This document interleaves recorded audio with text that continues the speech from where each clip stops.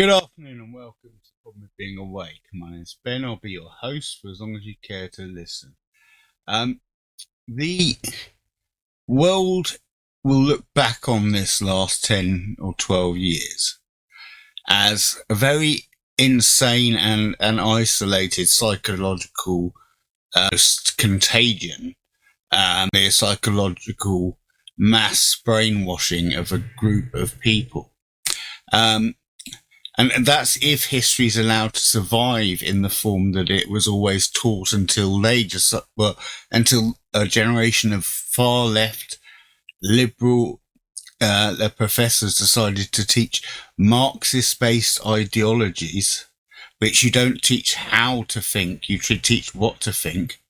They included CRT, which taught them how to be racist, mainly towards white people, how to get onto the intersectional victimhood theory of the Karl Marx writings, and therefore see your oppression mixed among other people who are oppressed. And the goal of that is really to be the most oppressed and victimized group, and then feel that victimization and oppression.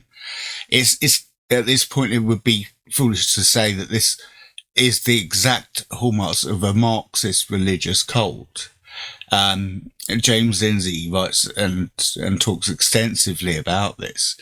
And there are so many aspects of it that were very, very similar to what went on in the East, and which ended up with 120 to 150 million genocidal deaths. So can the left go too far? Well, of course they can go much too far. Is this woke movement as dangerous? No, because it changed it from class to culture.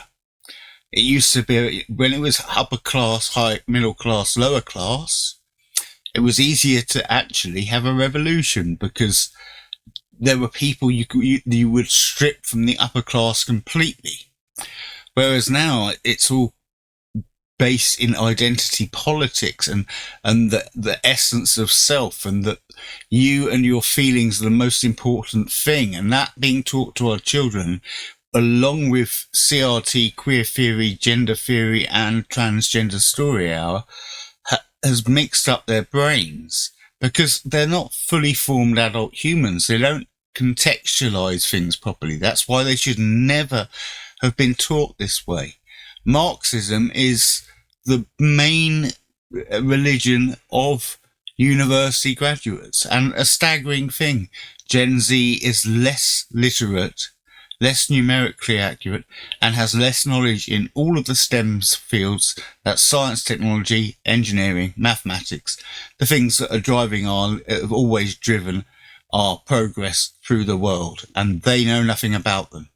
And another staggering fact is that only 30% of women get degrees in the STEM fields. That's not that startling, but when I add this fact, it is.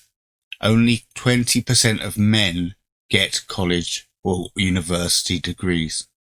So 80% of women are getting the university degrees, and almost all of them are not getting them in the key areas that are needed for societal development. Robin DiAngelo did some damage with her book on white fragility, which brought in this idea of white supremacy, white privilege, white guilt, white fragility.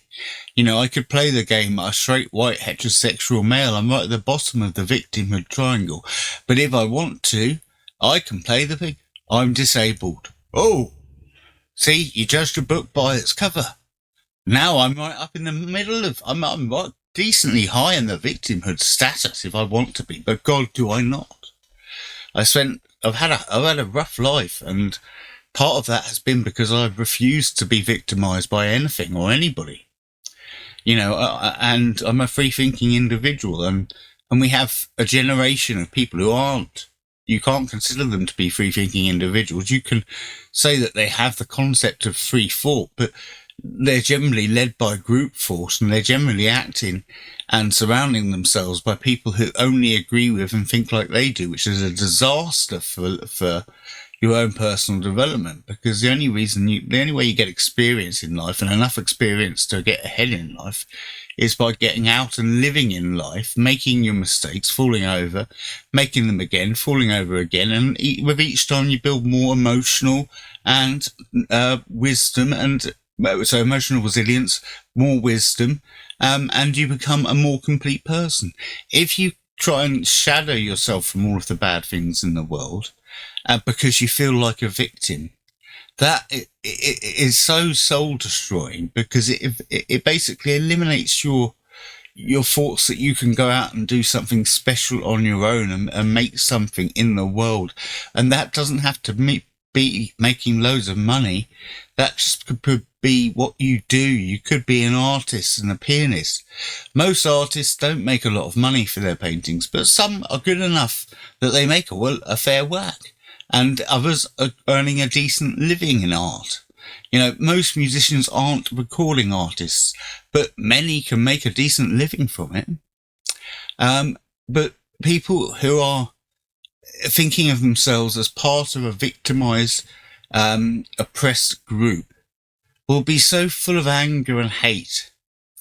And you've seen it misdirected recently in the what was the Free Palestine protest, which has very quickly become the kill Israelis and, anti-Zionist, pro-Hamas soup of people, represented by so many of these Gen Z woke idiots. The bulk of them are middle class Gen Z woke idiots, whether they're LGBTQI plus or not, or whatever they are.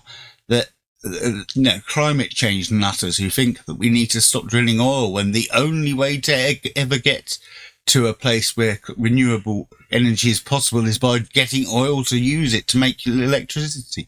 We're not there yet. We'll need 40 years. Sorry, the world's not going to end in any less than 10,000. So it's all right. And actually, emissions are being on the way down for 10 years. And that's another thing they don't tell you. They don't tell you lots of things, but the climate problem is nothing like what it is. Watch Michael Schellenberger's "Escaping the Woke Matrix." It's a really good video. I'd recommend. But what I'm really trying to say, I'm going to wrap up in a second. But this is going to be such a damaging thing for a culture, a generation, and the damage lies with organisations like the UN, UNESCO, whose job it was to propagate all of this. All of these received donations from Qatar, the UAE, China, Saudi Arabia, and Iran, in that order. Qatar is part of the UAE, but it's given so many billions more, it's considered its own entity. And we'll look back and we'll realise that a lot of bad actors have played their part in teaching an entire generation of people how to think and how to feel, and how to feel about themselves. And the disaster of that, the real hardship, is the protesting. Really, when it comes down to it, I've been analysing it every single time, and I'm a psychologist, and my best is this. They say they hate America, they say they hate Europe, they say they hate England, they burn flags. The internal realisation will come when they realise they hate themselves. And that's all it's down to. And why wouldn't they? Because they've been fed this rubbish about them being victimised in some way in history, in which if you play it, it's a zero-sum game. There's not a person alive whose ancestry has not been victimised by history. And they're really going to suffer inside because they've been filled with all this antagonism and hatred that was taught to them, to make sure that they stamp their victimhood card on almost everything they do, taking offence to everything anyone says, or leaving that option open to them. It's not healthy, and it can't ever happen again. We're lucky it's on its way out, and we need to make sure that we keep it on its way out. We show it the door, because wokeism has done nothing good but lots of bad to a lot of people. So let's just cut our ties with it and let history look back on it as a foolish idea that society entertained. Anyway, that's it from me. Always a pleasure, never a chore. You be lucky this week, I'll be good, and I'll speak to you soon.